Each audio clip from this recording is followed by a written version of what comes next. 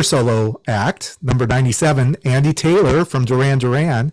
This is from the movie that everyone remembers, American Anthem, or not. I don't think everyone. I have a lot of blank stares. The song is called "Take It Easy." I won't go into the movie, which Gene Siskel called. The pull quote is, "The characters are laughable, the gymnastics are unattractive. There is nothing to recommend this film." Gene Siskel calling it like he sees it. And there was the song.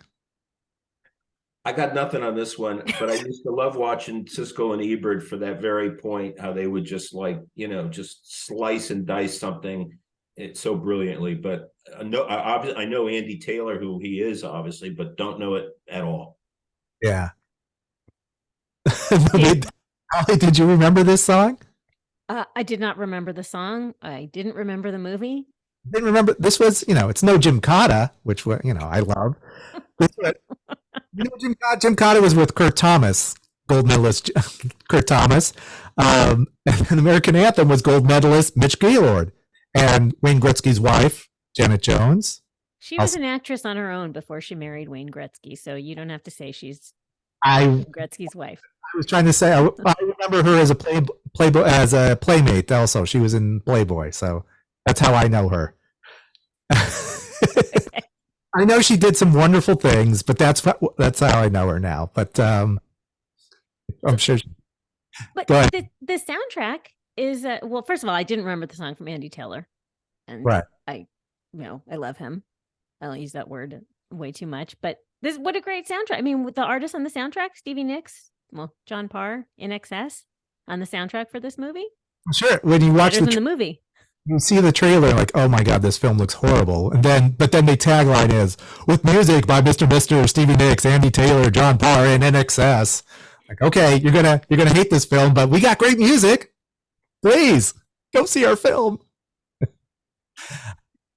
It seemed like these movies were desperate to build an audience, and the strategy was exactly like, hey, let's just put a bunch of people who fans know as musicians.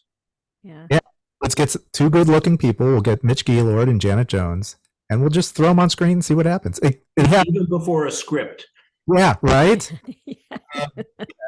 0% on Rotten Tomatoes. Nobody likes this film.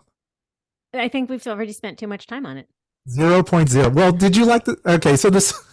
Anyway, this was the first that we see of Andy Taylor. By the way, Andy Taylor, he's I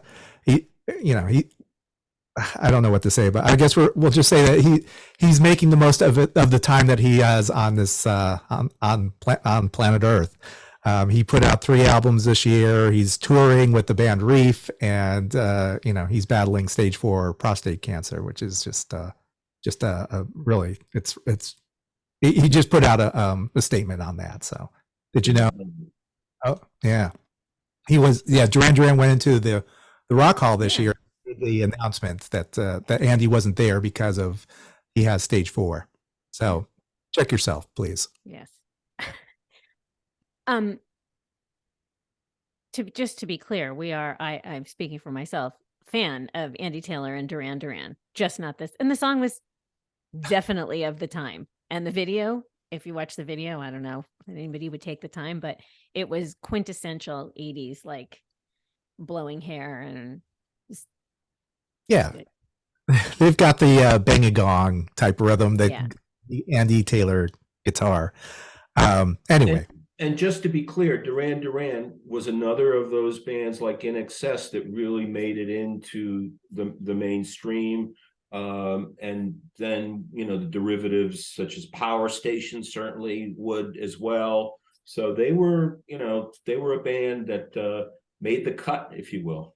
Yeah, I'm sure you were thrilled when the song like the Power Station came out, or and with Bang a Gong, and like, oh, this is perfect for us. I'm sure you played the hell out of that song. Oh yeah.